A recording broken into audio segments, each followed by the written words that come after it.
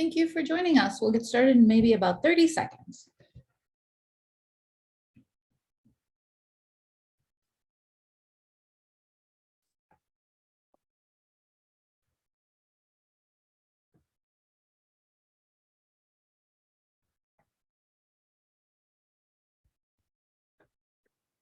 Welcome to Gray Associates Demand Trend webinar series, and thank you for joining us.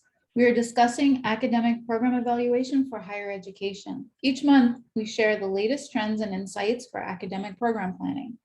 We are pleased to have with us Bob Atkins, Gray's CEO, founder, and now a best-selling author. Allow me to share a few housekeeping items, if you will. If you have any questions, please place them in the Q&A section at the bottom of your screen. We will try to get to as many of them as possible, and we can follow up with you offline if we run out of time. You can also use the chat area for comments and discussions. We will have a pop-up poll at the end of the session. Please do participate and give us your feedback. Without further ado, I will hand things off to Bob to get us started. Great. Thank you very much, Marianne. I should say too, I'm going to walk us through some data on the industry. I'll probably be done in a half an hour, 40 minutes, and then I'm going to be followed by Winnell, who is our head of customer success, and we'll actually take ideas from you all about programs you want to see, and we'll pull up the data for you at the national level. So if you have a program you've been wondering about, that will be the time. We'll bring up our system and tell you what's going on. So I am Bob Atkins. I'm the founder here at Gray, and I'm now an author after a couple years of work. And that book is Start, Stop, or Grow: a data-informed approach to academic program evaluation and management. And it's out there on Amazon, and actually it's getting reasonably good reviews. I think we're still well into the high 4s. So I'm very excited about that, and I think it will help you all in providing, it's really a manual on how to do program evaluation. So let me give you the headline of that, which is program evaluation requires a system to do it. I don't mean just software, but a whole planned out methodology with the enabling data and software. And we believe there are 4 core components that go into it, plus the right people and process. Those components are good market data. That would include data on student demand, employer demand, competition. Good information on your margins so that you understand which programs make money and which don't. And you have benchmarks to understand whether the cost levels and margins for your programs are appropriate. Academic standards, and finally mission. And we don't believe that you're trying to run a for-profit. The margins aren't there for you to make money and send it off to shareholders or something like that. Really, it's markets that feed mission. And the high profit programs that allow you to fund some other programs that aren't as attractive financially, but are critical to your mission. So it really is the concept here is using margin to fund mission. All right. Now, there are a few other things we do besides programs. We help with pricing. We do competitive research, discrete choice surveys, and we build pricing simulators so you can actually go in and see, if I lower price, what happens? Do I get more students? Usually. But the key question is, do I get enough students to offset the margin loss? And by the way, the answer to that is usually not.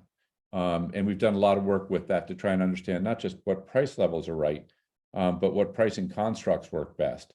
How do you mix tuition and scholarships and fees and location and online versus on ground to get something that will really win in the marketplace? The second major activity we do is location analysis. And we build AI models, that is artificial intelligence models, to find the best place to add a campus, or importantly, for those of you who are online, to market your programs. So it can make a big difference. We had a client who actually ended up increasing revenue substantially with the same marketing budget because they were able to locate that budget in the best markets for them. And finally, we're entering the financial planning models. One of my colleagues, Bill Massey, who used to be the CFO at Stanford and the head of their business school, has built a model for us that allows you to go in and run a 10-year pro forma that's really down to a fairly granular level. It includes things like what's your average class size, just as an example. So that's a few of the other things we do beyond programs. And of course, in the financial planning model, you can also simulate your program decisions as well as other more macro factors in your strategy. So let's get to the good stuff here. Let's start out with what Google says is going on. And what we see here is Google search volume Just to briefly explain the chart, the black bars are 2021, the light blue bars are 2022, and what we're hoping for is to see light blue bars that are taller than the black bars. That is, volume and search and interest in higher ed is going up. This month, indeed, it did, up 16%, which is one of the better numbers I've seen. Go back in this, it's been declining for a number of years through COVID, so it's really nice to see it start to pop back. And I hope this is showing up at all of your campuses. We are as we'll talk about later, enrollment does seem to be going up again, which is, again, a huge relief. So Google suggests it's going to continue. Now, let's take a look at what the searches were and which programs had the highest volume of search. I don't think it will come as a surprise to anyone that registered nursing is at the top of the list, in fact, in the #1 slot. Business is second, and those two are the largest two programs in the United States. What is more surprising is to see that cybersecurity has made it into that really elite group of the top handful of programs in the US. That's followed by graphic design. We'll see that crop up again later. Social work, computer science, law, accounting, HR, and criminal justice and corrections. And several of these have been in our webinars before, and we've run the traps on them, if you will, and shared all the numbers, particularly HRM we did just last month. So, it's an interesting group, very eclectic, I think, in terms of what the top programs are. On the one hand, we want to lock people up. On the other hand, we want to help them, and we want to make money off them in between. So it is interesting to see just how eclectic it is right now. And remember that if we went back 5 years ago, cybersecurity wouldn't have even been on the list.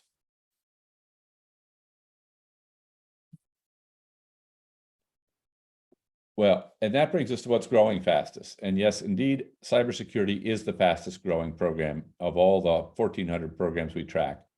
And we keep about 900 programs in our Google search database. Graphic design is really booming right now for some reason, a lot of interest. You see that again here in design and visual communications. And then we get, again, to a more eclectic list: insurance, for some reasons, cropped up, digital marketing, mechanical engineering, data analytics. We'll see that again in other information. Registered nursing is up, cinematography, and social work. And again, we're going to see a little bit of this art trend as we go through the rest of the data as well. Now, let's see what international students want. First things first, it's finally going up, up 19% in page views for international students seeking education in the United States. And that's been flattened down for years because of all the visa issues in the US. Now, what do they want? You're going to tend to see a bias towards STEM here. And one of the reasons is, first of all, it's an area of interest internationally, more so really than the US. But also, if you come in on a STEM program, you have more favorable treatment when you graduate and get your visa. So it's a big help to folks. They get a longer runway for their visa and well down the path to their green card. So as I mentioned, you see business first, but then computer science, engineering, data science, all fitting that STEM description. Then health, marketing, public health, biology, infotech, and linguistics. This always surprises me to see it in the top 10. Where do these folks want to go, and where do they come from? Well, the biggest single country in terms of interest in taking US programs is India. Do keep in mind, we can't get data from China, so that's not here, and probably would be #1 if we could get it. Then Nigeria is #2, Iran, #3, Pakistan, and you can read the rest of the list. It always surprises me to see some of these countries with so much interest, in Iran in particular, where there is such apparent hostility to the US and yet a very strong interest in US education. Where do those folks want to go? Well, it turns out they're sort of bi-coastal. California and Massachusetts are the two most popular destinations for foreign students. Now, the second piece of information we have on student demand is enrollment. And so if you think about it, we just came from Google search, which is very top of the funnel. Now we're going to move to the students who are actually enrolled in school. And with our clients, we'll look at completions, but that data is so out of date, it's really not a good indicator of what people want now.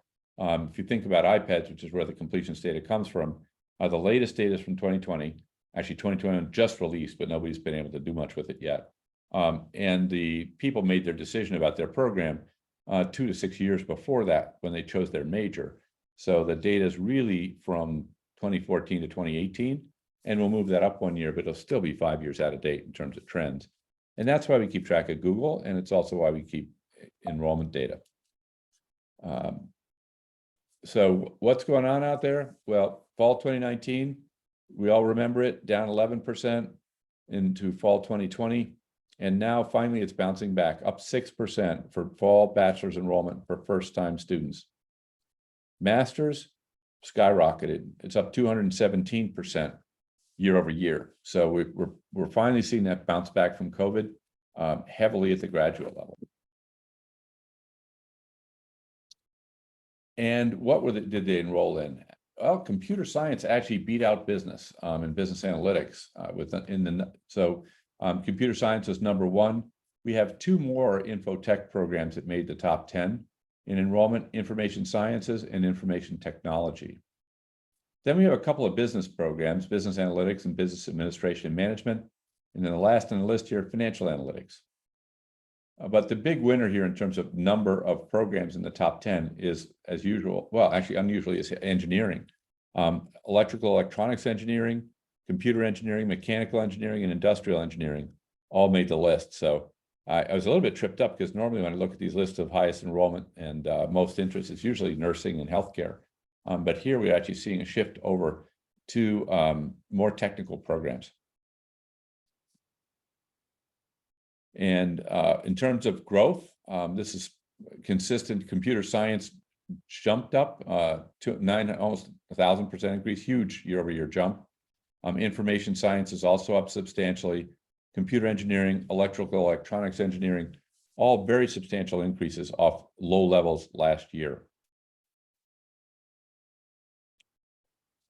And in terms of first-time enrollment at the bachelor's level, we're seeing business administration being the biggest program. We've got a couple of engineering programs here, but many fewer than we were looking at in the earlier instance, the master's level. And really after that, it's much more of a grab bag. We've got biology, psychology, nursing, computer science, criminal justice, which we'll talk about later, kinesiology, and political science and government. So this is a very eclectic list at the bachelor's level, not nearly as focused as it was at the master's level. And within this area, business analytics grew the fastest, up 40%. Finance was up 26%. So a lot of interest in these very quantitative programs. And then we have some folks who want to become entrepreneurs. I hope they'll give me a call before they make that final decision. I can tell them what it really feels like to be an entrepreneur. Good days and some very scary ones. And then we've got, again, sort of a mishmash of things after that: economics, marine biology, computer science, art, environmental studies, another business program, marketing and marketing management, and forensic science and technology, all up double digits. The employment picture is also, I think, very optimistic, although the headline number here will sort of scare you. We are down 25% in job postings year over year. And these are national statistics. So if you will, this is an economic indicator as well. But that decline of 25% is off an extraordinarily high base. So we had a year when the number of job postings was very depressed in COVID and people were laid off. Then it made a massive comeback in 2021. And now we're seeing it sort of going back, trending back towards a more normal level of job postings. So being down 25% year over year, not surprising given how strong last year was. You can see more worrisome, we're down month over month.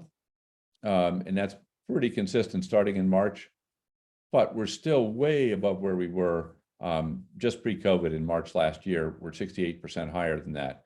And that's what I would call sort of the last normal month before we went into COVID. So we're still well ahead of what I would think of as normal number of job postings. So I think the economy's still good, the job market's still good. Despite a lot of other indicators of stress, the job market in particular seems to be holding up. And there should be good reception for your graduates as they come out.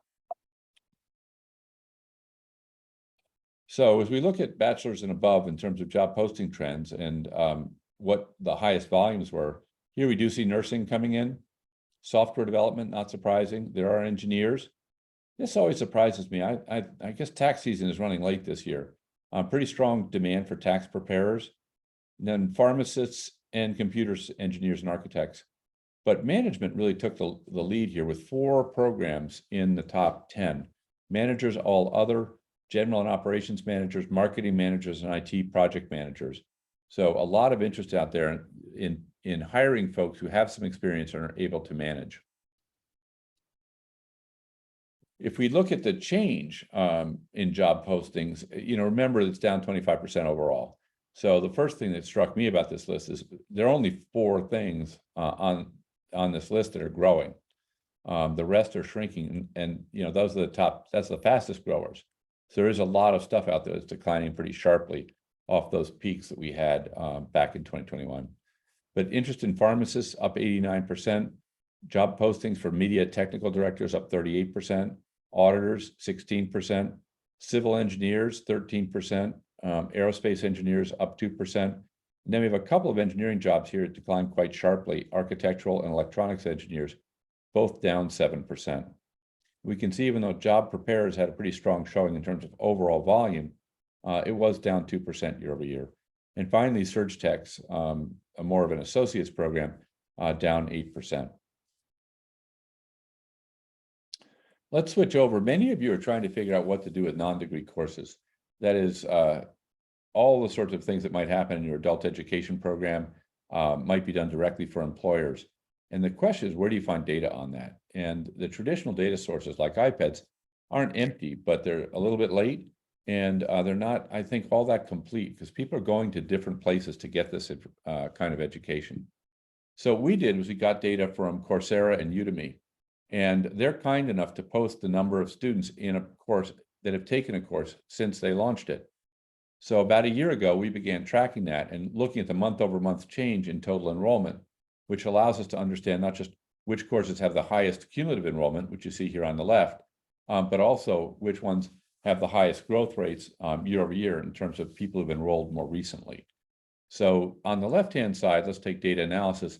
That's how many people signed up for a data analysis course since that course began being offered. And that is the #1 course on Coursera. So with 14.5 million people. Now, please don't compare that to completions or students enrolled in school. 1 in 100 of these folks will actually complete the course. But it is a good indicator of what people are interested in now and the kinds of things they want to see in a shorter certificate or adult ed program. Software development, also very, very large. You'll see generally in Coursera and Udemy that it's very technically focused. But there are things like personal development that come in. We see business essentials, leadership and management, English, then we go back to tech, machine learning, and then back to arts and finance and mobile and web development. What's growing fastest? Data analysis. And you'll see this throughout. Data analysis, artificial intelligence kinds of work, big data, very, very popular right now. Leadership and management. My personal gripe, I don't think we need more leaders. I think we actually need more good followers. And I'm waiting for somebody to launch a course in followership. I don't know if any students will take it, but that's actually the course most of us need. We are all followers depending on what particular role we're filling. Some more so than others, but we all do it a fair amount. And leaders depend on it to have people who follow them effectively. So, and then we see some tech here, software development, design and product development, cloud computing. Interspersed, though, is personal development. I think this is a very interesting theme. I was having breakfast with a woman this morning whose course was basically on how to live your life and stay happy. One of the more popular courses in our institution. So I think there is a real desire to better understand how to balance our work and professional lives and really how to engineer some happiness back into what's really, especially during COVID, became a real grind. Now, top categories in Coursera. So now we're aggregating up, we're not looking at individual courses. Software development, #1 with 10 million. Personal development, interestingly, #2. So that whole business of how do I live my life better is very important to people. Data analysis, and we'll see that trend on information technology a few times here, machine learning and mobile and web development. Business only makes the list twice, business essentials and finance. And then we have the sort of randoms, learning English. I think it's mostly English as a second language, music and art, leadership and management, also made the list of the top 10. Fastest growth, here's data analysis again. Leadership and management, software development, personal development, also growing quite rapidly. I've got a string here of business-related ones now in the growth area: business essentials, marketing, finance, design and product, education made the list, and finally cloud computing. So now the question is, if I'm taking a course there, what does that map to in the real world? And what we see is that, for example, Rutgers supply chain course teaches inventory, logistics, supply chain risk management. And we come over on the other side and we look at what job postings we're looking for, and we find that they're pretty tightly aligned with what's being taught at Rutgers. So there's a very explicit link in these courses between what is being taught in the classroom and what employers want on the outside. One of the things we're working on is beefing up our skills inventory so we can give you all better insights on the skills that employers are looking for and the ability to map those back to your curriculum to make sure that you're teaching those skills in your classes to make your graduates more appealing in the job market. I don't want to go overboard. There are plenty of things that you're going to want to teach that aren't, employment skills. We're not all vocational schools, but there are many cases with a little bit of adjustment. A topic that's being taught in a given academic program can develop a skill without compromising the academic integrity of the program itself.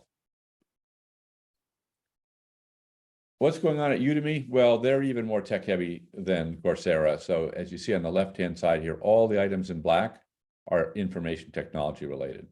And essentially everything in the top 15 is tech related, except for one course in business, and that's digital marketing, which is actually reasonably technical in itself. And a lot of interest in learning specific programming languages. And of course, the mother of all analytics and something almost everybody has to know, Excel at the top of the list. What's fastest growing? Python. You see the complete Python bootcamp there, and everything that's fast growing there is tech related. One, different tech language or another. You do see quite a lot of interest in AWS. That's Amazon Web Services. That's their huge cloud operation. They've got 3 or 4 entries on this list. And finally, one course in personal development, self-confidence and self-esteem. Let's take a look at one program. And what we're going to do is use some of the data that's in our systems to understand the market dimension of a program. So that'll be student demand, employment, competition, and degree fit. And degree fit is what the appropriate level of that program, whether that's bachelor's, master's, or certificate, or associates. The program we picked is criminal justice. Now, we're fortunate in being able to collect data on about 50 metrics for each program of the 1,400 we track. And since we have consistent metrics, that means we can actually score. And if you're in the business of evaluating programs, it's really helpful to have a consistent data and a scoring rubric so you can reasonably accurately compare one program to another. In this case, it's about about market performance, but that's equally true on academic performance. Things like completion rates are things that should be tracked in a consistent way across programs. So once you have that, you can go in and create a scoring rubric, and just as you do for your students' grades, and we grade on these 50 criteria. And criminal justice comes out pretty high. You can see it's green. That means it's the 96th percentile, 96th percentile or higher. If it's dark green, it would be the 99th percentile or higher. So overall, it's doing very, very well. It's among the top 4% of all the programs we track. Student demand, it's all the way up to the 99th percentile. And then you see the problem: competitive intensity and employment. So this is one that's getting a lot of points. It looks pretty good over, in the aggregate, because it's getting so many points off of student demand, but it does have 2 weaknesses that we'll dive into. As we do that, I mentioned the color coding. Dark green is, good, and it shades down to pink, which is not so great. And just to make it a little bit easier for people to understand all the metrics without having to dive through each one, it gives you the ability to look at a program evaluation and understand more or less at a glance what's going on, and then focus your attention on the things that merit it, whether that's strong performance in area or weak. What we're seeing here is the student demand portion of a scorecard for criminal justice. And first things first, you can see it's a very large program. We've got 5 greens here in the program size, and they're all at the 99th percentile. So it's in the top, excuse me, except for one. It's in the top 1% or 14 programs in the country in terms of overall size. You'll see the 0 for international. I don't think that's a meaningful thing, but it is not one of the programs people look for internationally. Then we get a little bit more of a problem. We look down at growth, and it's a bit of a checkered mess. New student enrollment is down. Completion volume is down 5% and 3% respectively. Google search, however, is up, and that's encouraging. Remember that both enrollment and completion volumes are a little bit more backwards looking than Google. So it's possible that this decline's reversing itself, and it just hasn't shown up in the other numbers yet. But in any case, it's large enough that the growth statistics are important if you are offering it, but if you're not, it's an awfully big market, and we'll have a look at it and see if it's an attractive space. The problem here, I think a critical problem, is employment, and we'll come to, as I mentioned, the issues with concentration or saturation of the market as well. Up at the top, the job postings, 90th percentile in terms of job postings, 97th in terms of BLS estimate of the number of people currently employed in the field. So it's quite big in terms of job opportunities. Its growth has been more iffy, flat, if you will, 0.6%, and the last year was actually down 2.5%. So not clear whether this is really growing or not. Most likely it's flat. Job postings per graduate, though, is very worrisome. We have 2 graduates for every job posting, or 0.5 job postings per grad. So the field is already overcrowded in terms of number of people graduating and the number of jobs available. Wages are not great. We're looking at 42nd and 34th percentile wage here.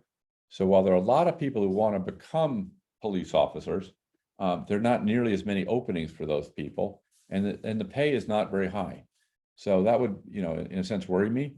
Most folks here, see this direct prep job number at the bottom of the page.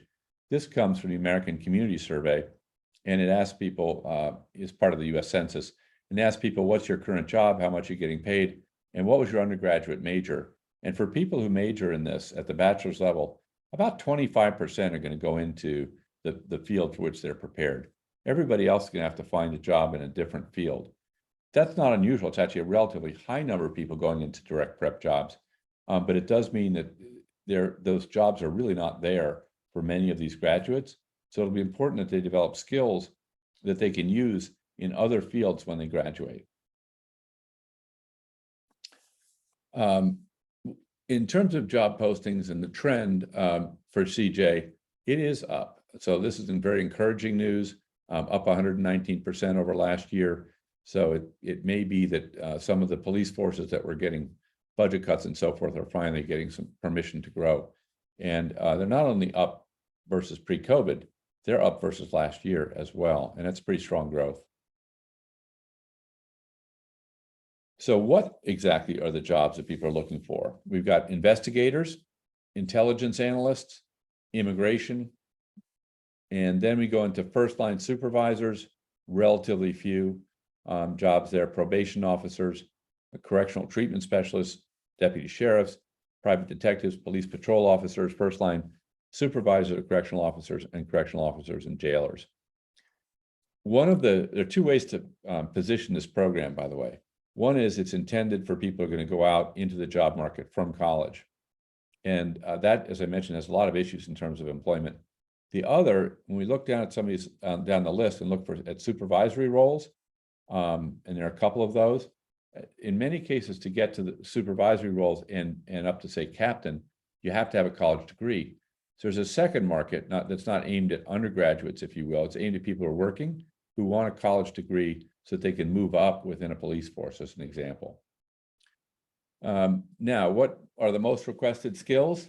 You'll see Excel topping the list, and this is one of those things that you'll see it topping the list for most programs in terms of what employers want. So keep that in mind as you're designing your curriculum. Any way you can weave Excel into it, whether that's keeping your calendar there or your the syllabus or whatever, anything that gets students into Excel and comfortable with it is going to be a help in almost any job you get. Excel is one of the top 10 skills that's required in nursing, for example. Then you get to problem solving, some coding stuff, AWS, web services, programming in Unix. So a lot of CJ tech is job or skill requirements. Now let's take a look at competitive intensity. And this is another one of the problems with this program. It is very, very competitive. We have 29 campuses with this program. Actually, a bunch left, 41 schools departed this program. But even at that, with that adjustment, you were still to 99th percentile in terms of number of campuses offering the program. Average completions are healthy at 45, and medium program completions are pretty good at 20. Now, the reason I bring those two up is I think those are really indicators of how big the program might be at your campus. Remember, it's denominated in completions, not students. So to get to students, if we're looking at a 4-year program, you've got obviously students in each of the 4 years, plus the students who've dropped out, and that ends up with a number of 20. So I usually use a multiple of, say, 6 times the number of completions to get an idea of how many students might be in that program at a given institution. So here, over those 4 years, we might be looking at 120 students. Yeah, good sized program. And you can see that median's at the 84th percentile, so well above average. I am worried though, when I look and I see the median program size declining. That means the folks who already have this program are having trouble filling their seats. And the class sizes will shrink and the completion rates will shrink. Also very competitive. The Google search cost per click, 95th percentile. Competitive index is well above average at the 62nd percentile. So it's big, it's extremely competitive, and it's beginning to show signs of saturation. There are a lot of big programs that actually don't have these saturation characteristics. They're still healthy, growing medium programs. Here we're starting to see the programs out there shrinking. Again, quite worrisome. Maybe the Google trend I discussed earlier, where there are more students interested in coming in, could begin to offset some of this. But I think we're seeing a bit of a COVID effect here over the last few years where the programs have shrunk a bit. It is moving online. We've got 29% of the completions taking place online. And 29% of the institutions offering online and 22% of completions. So that's not cutting edge in terms of online, but it's pretty substantial. It's about the 93rd percentile in terms of number of institutions and the 88th in terms of percentage of completion. So it is more online than most programs. What degree level? Well, if you ask students, it's a bachelor's degree or an associate's degree. That's what they're coming in, the degrees that they're getting. If you look at the job market, very troublesome. A lot of folks in this space have no college. Another big slug have some college. And then we've only got 15% of the workforce that's got an associate's or bachelor's degree. So while we're graduating people with higher level degrees, the workforce is still predominantly people with little or no college education. What's the demographics of the program? Who shows up? I found very interesting. I would have expected this to be a male-dominated field. And actually, it's more balanced than most, with a 53% female to 47% male ratio. Keep in mind that the overall ratio in higher ed is 60% female to 40% male. So this is skews a little bit less female than normal, but certainly I would have expected to skew male, and it doesn't. Then we look at race. And predominantly white, although I think that's less than, it's a little bit less than the white population's percentage of the US, and very heavily Hispanic, and then more or less in line with the demographic groups as a percentage of population for the other areas, although Asian, I believe, is lower than their average in the population. So it skews female and it skews Hispanic relative to the overall population of the US. Now, I'm showing this to you just as an example of what we do when we put all this together. I know the chart's very busy and probably impossible to read for all of you, but in its native form on our systems, it is a little bit bigger and easier to read. We put all this stuff on one page because it's really distracting if you're trying to make a decision. you have to go hunting through a series of documents to make up your mind. So we put everything you need to know on a single page. It also gives you this at-a-glance capability. What we learned by going through the details, you can see here almost immediately. Green at the top, 96th percentile, and that's because student demand, because that's the only thing that's green on this page, just happens to be extremely large and fast growing, which earned it its score, but in other areas like employment and competition, it fell down. So again, very quick way to look at a program and get a sense of what's going on and decide where you want to dive in and pay more attention. So let me summarize for you. In July, it was very good news. Google searches for academic programs increased 16% year over year. In fall 2021, computer science had the fastest year-over-year bachelor's degree enrollment growth. And at the master's level, business analytics grew the fastest. Registered nurses and software developers had the highest volume of job postings for both bachelor's and above graduates, and pharmacists grew the fastest year over year. CJ, mixed bag. Good student demand, very weak job market, low wages, and a lot of competition. And when you get to the workforce, a lot of folks in the workforce who don't have a college degree at all. So that's our webinar. Now I'm going to turn it over to Anel. And if you have programs you'd like to have a look at, give us post them up in the Q&A or in the chat, and we'll do it. I think we already have one, which is 141301. One sec, because before you go away, I want to make sure we remind you that we have another one of these coming up on September 28th. And that's for community colleges. And then on the 29th for bachelor's degree programs. All right, here we go. I'll stop sharing and you're off to the races, Wanel. Yep, so the first request that we have is, I think it was interpreted as applied science and engineering. The closest zip code that we have is 141301 for that. Engineering science, go ahead and share my screen here. And I'm going to go ahead and open up the scorecard. Before I do, we can see, we expect very strong employment data here in the scorecard, as well as some student demand. So as the scorecard generates, we're going to see a color coding system here that's going to essentially serve as indicators as to where something is performing strongly. The darker the green, typically the better, right? But we don't just want to lean on the dark green. We want to identify why it's performing in the dark green. So let's start with employment and engineering science. At the national level, we can see that the strength of this program is coming from the wages here, where we see some positive scoring outputs happening in the American Community Survey bachelor degree outcomes. Wages under 30 at 63,000 is at the 94th percentile, triggering a score of a 6. Then wages between 30 and 60 are at 119,000. Which is an 86th percentile wage, triggering a score of a 4. Something else that's powerful here that's receiving positive points is the unemployment percentage through American Community Survey, where we're seeing just 2%, which is at the 19th percentile. And of course, for something like unemployment, the lower the better here. So as we're trending towards that 0 or the bottom of the pit, this 2% is performing strongly here with 2 points. Other metrics to consider: the direct prep job opportunities here are about 59th percentile. So not strong, not weak, AKA just is why it's receiving the score of a 0 here at 2,700 job postings.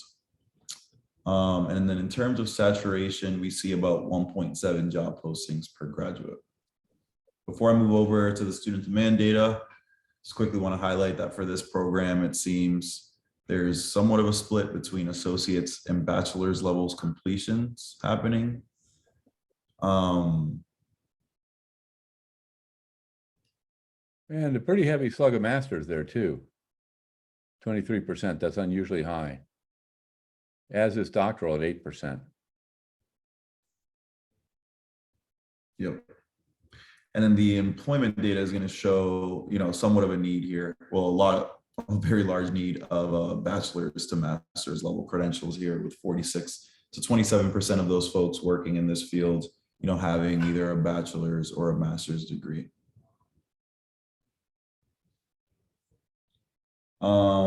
Then we're going to look at some of the competition metrics. We see about 85 campuses with graduates in this market.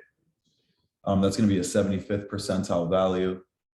Average program completions at 18, median program completions at 8. So it's a relatively small program.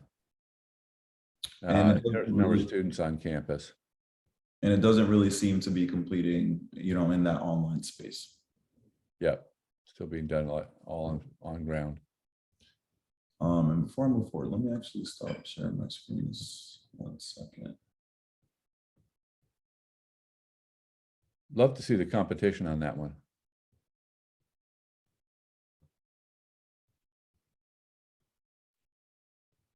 Coming right up there. I'm just going to open up a different version of the markets tool here.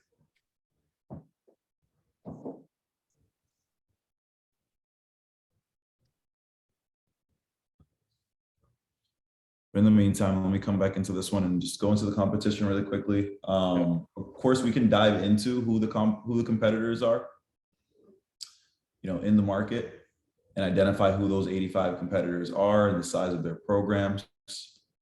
We're going to see about 1,500 completions happening on ground and about 75 online. You can go right into the competitors tab and just really quickly show you who those institutions are. So this is a self-built data table. If you have our systems, you can come in here, as you see, click a button and get the data you want. Let's add price and ranking.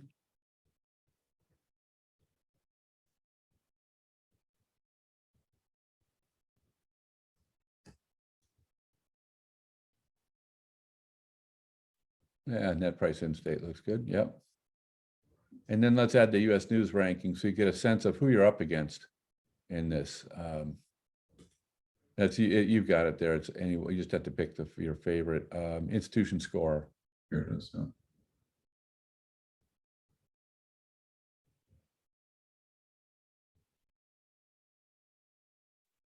So we can sort from high to low on either of these metrics. We're going to see Harvard, Houston Community College, Dartmouth College from high to low. Some of the big players here. Huge discrepancies in prices here, of course, with community college up against Harvard. And we can see an increase overall year over year in the completion volumes, which we see at the top. So growth rate. This does look to be a program that is growing year over year as well, which we can see that in this visual, or we can just come in here and populate something like a year or a 5-year growth rate. And try to identify maybe some of the players that just entered the market from the year over year to some of the players that have been in the market with the 5-year and see who's growing in this case. Let me just stop sharing my screen. Virtually not surprising in engineering. Share my screen again. And then I have a couple more social work and professional psychology, but I also see BS and electrical engineering. So just because we were just on engineering, I'm going to go ahead and just jump into electrical engineering here.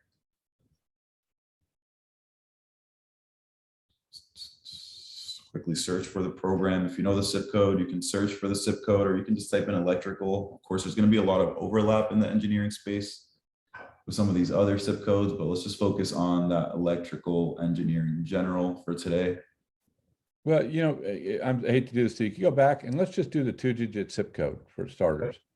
So often when you're in this, you want to look at one SIP, but it's worthwhile to look at all the related SIPs, because you'll get, competitors, for example, who will file their program in the wrong place. So to get a sense of what all your choices are within engineering, it's often useful to start here, as I mentioned, with the first 2 digits of a zip code and see what all your choices are and then zero in on the one you want. By the way, notice that they all get good scores. So where were we? Which one were we after? We're looking at for electrical engineering right here. Great. But especially for the engineering space, I think there's a lot of overlap across all the programs. So it's especially helpful to just make sure you're considering all the different aspects of it before diving into one. So definitely appreciate taking that step back into that 2-digit view. Now we can go into electrical engineering and dive into the scorecard. And we're seeing a lot of dark greens. Again, the dark greens serve as an indicator. But we want to identify why it's being indicated as a dark green, right? And that's going to happen in the individual line items that we see here. So when we're looking at the employment for electrical engineering, the strength is going to happen in the direct prep size of job posting totals, 150,609. Of course, if I just gave you that number, how would we know if that was strong, right? That's going to be the beauty of the system.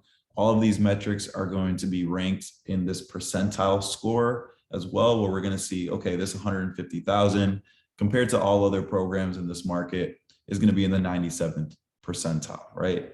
That's going to be the same for every line item. Depending on where the percentile is, it will trigger a scoring output, right? So if it's greater than or equal to X percentile, issue Y score, which is what we see here.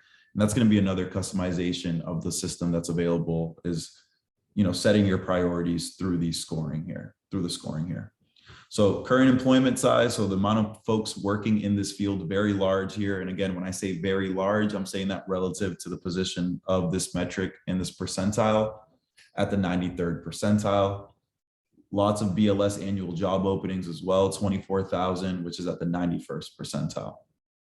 ACS bachelor outcomes, a lot of jobs related to this field that might not be directly related to this field, 99th and 98th percentile current employment and job posting totals, which we see here. Let me just do a momentary outtake on this. And for those of you who've heard me talk about this before, my apologies, but the direct prep is based on the the National Center for Education Statistics crosswalk, which aligns academic programs, or SIPs, with the jobs for which the folks in Washington deem you're directly prepared. And the problem is, on their site, it says this is not based on actual empirical data, and it really isn't. So if you look down towards the bottom here and you say, okay, what percentage of electrical engineers go into the field which the statisticians believe they're prepared for? It's only 31%. So 69% of the graduates are doing something else. And historically, it was hard to know what else, but in the American Community Survey, they actually tell you what was their major and what are they doing. And that's where we get to total job postings, because we look at the American Community Survey, we look at the number of jobs, and we align those back with the programs that students took. So in my view, it's a much more realistic number about how many jobs there are out there for a given graduate than the direct prep jobs, sort of the traditional way of looking at it. And this problem is not a big issue for engineering, but when you get into the liberal arts, that percent in direct prep jobs goes down to low single digits, 2 to 4%. So well over 90% of the students are not going to do what they were supposedly prepared for. And any of you who have children know that they almost never do what they're supposed to do. So it's not surprising. And we think it's really important to take that into account. Otherwise, you're going to be systematically biased towards certain programs and not really know it. I also think that's one of the reasons you hear so much stuff about, the liberal arts not leading to jobs. It's based on bad data, because it looks at direct prep, and direct prep for liberal arts is typically going to be half a dozen occupations. And then when you look at the American Community Survey, you find out actually those folks go into hundreds of occupations, and in many cases out-earn others. So I think it's history and philosophy majors end up at about the 80th percentile of US earnings, despite all the stuff you hear about no jobs for those folks.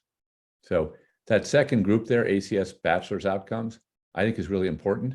And then you can see the wages according to ACS down below as well. And you can see for an engineer between the ages of 30 and 60, they're going to knock back $140,000 a year in income, considerably higher than the BLS mean wage. Back to you. That's my paid commercial announcement for generalist jobs. Awesome. So a lot of the indicators, right? I talked about this dark green. This dark green is being driven by all the scoring outputs that you see, but the system is designed in a way where even if something isn't being scored, you're still going to be able to take away the facts that we see. For example, the wages here are very strong. This NS represents not scored, but we can still look at this and see this 95th percentile mean, this 95,000 mean wage is going to be at the 90th percentile, which we know is going to be stronger than a lot of the other programs that we see. So employment is very strong. Again, the degree fit here on the right is going to give you a breakdown of the most appropriate award level for this zip code. 61 based on who else is offering and how they're completing these zip codes.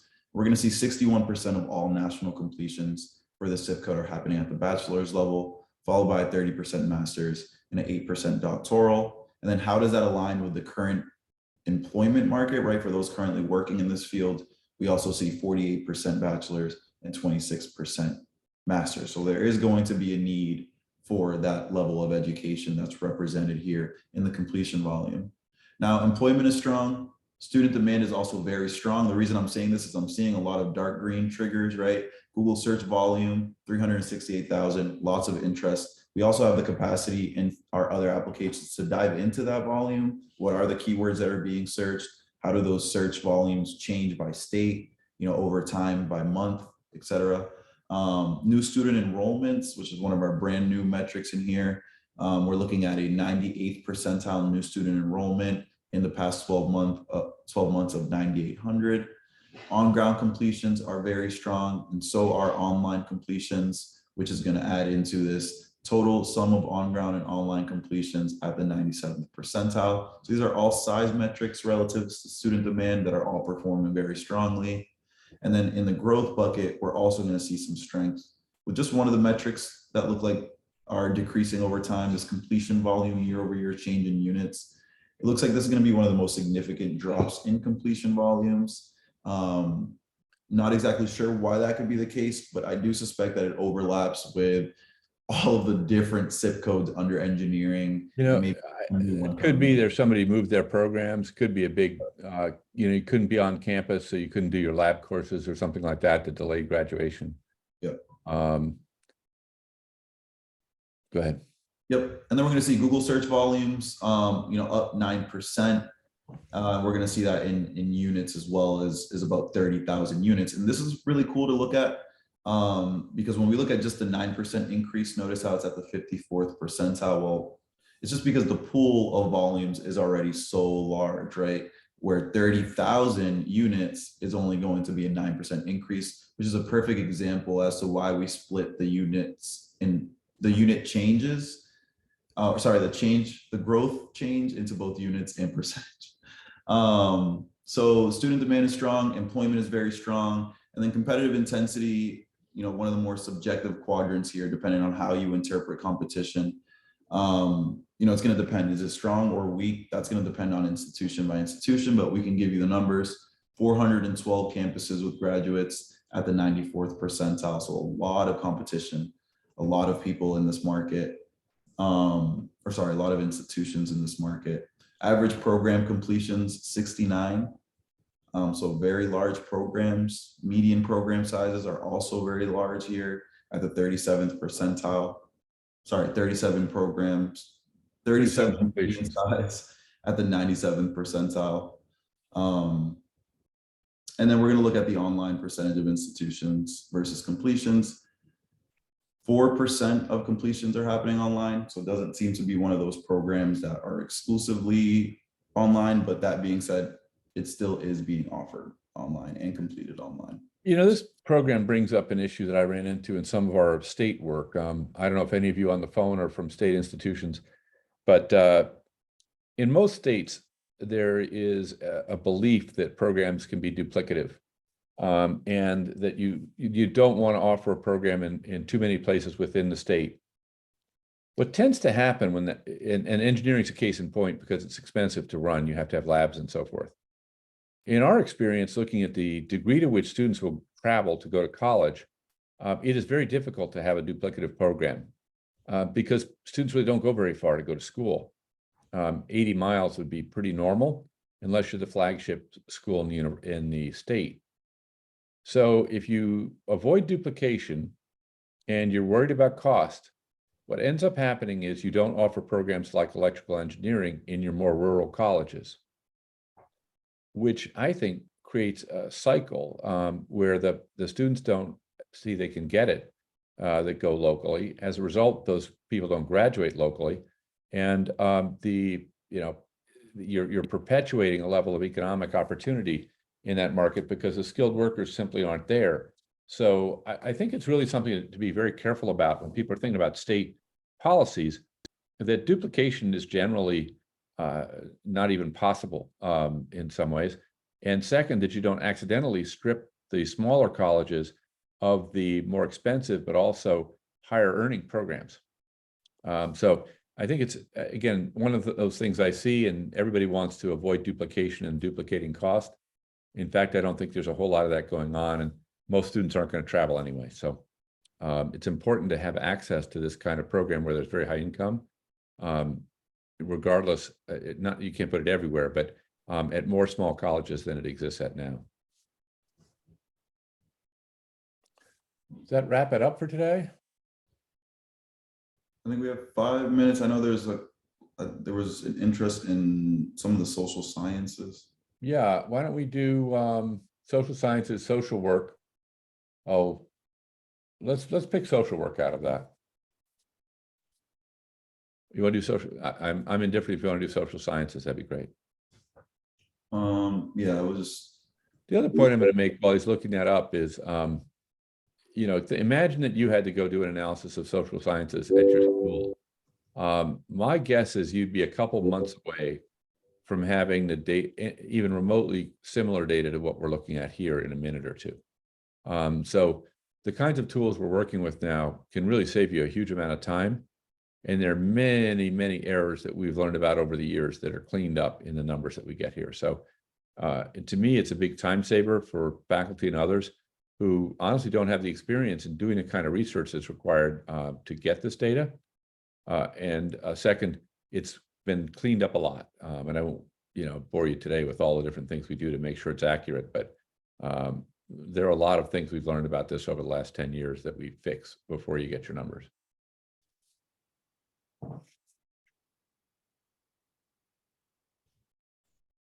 Cool. So I selected social work, and then this will load. Let me actually stop sharing my screen, and it'll load immediately. Always does, never fails. So here we go. We're looking at social sciences. Oh, I thought I clicked social work. That's okay. Let's do this one instead. They asked about both. Okay. So we're looking here at social sciences, student demand strong, right? We see that dark green. Why is it strong? Google search volumes, and let me zoom in a little bit. Google search volumes are very strong, 60,000 search volumes in the past 3 months. 80th percentile. I would say that's good. I wouldn't say it's great. Oh, well. You know, the enrollment looks great, right? We got 4,000 students. That's within the 94th percentile. Yep. So, you know, good Google search volumes, very strong student enrollment, strong on-ground completions, strong online completions, and strong total completions. Now, where it gets a little on the other side of things is on the growth trends, right? Where we're looking at some of these darker or lighter pinks. You know, Google search volume seems to be decreasing, but just by a number of 18, that's going to translate into essentially no percent change. Student enrollment is down 276. That's going to be a 6% decrease in enrollment.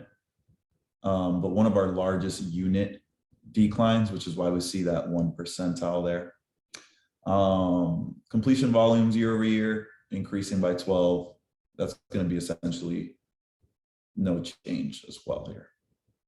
So although it looks scary with the color coding, go ahead, Paul. Yeah, it's pretty big, but it may be slowing down. Yep. Employment, you know, here's where we're going to start seeing, you know, 72nd percentile job posting totals. This is going to be for the direct prep, right? And again, this is where we can drop down and see the percentage of folks in direct prep jobs here. Seem to be none. 0. Yes. So this is where this something else. So this is where this ACS outcome is going to be very powerful, right? Where we're going to see a 92nd percentile job posting total, regardless, maybe for fields that aren't directly related to that direct prep crosswalk. Wages under 30, wages between 30 and 60, 40,000 and 77,000, both, you know, relatively below average or below that 50th percentile mark here. The jobs per graduate here is worrisome. Now, remember, it's probably a very narrow definition of jobs because that's off the direct prep. But then I look down at the unemployment rate, and that's worrisome for bachelor's degree. Average bachelor's degree unemployment rates can be around 2%.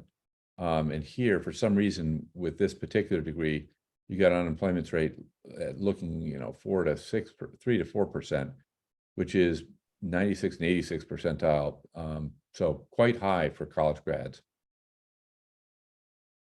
Then competitive intensity, lots of campuses with graduates here, 93rd percentile. You see 12% online completions here. So that's going to be a 71st percentile percentage there. 16% of all institutions offer this program online. And the median program size here at 8 compared to that average of 48. Yeah, that average is probably getting skewed by one really big competitor in the space. That's why I tend to focus on the median when I look at this.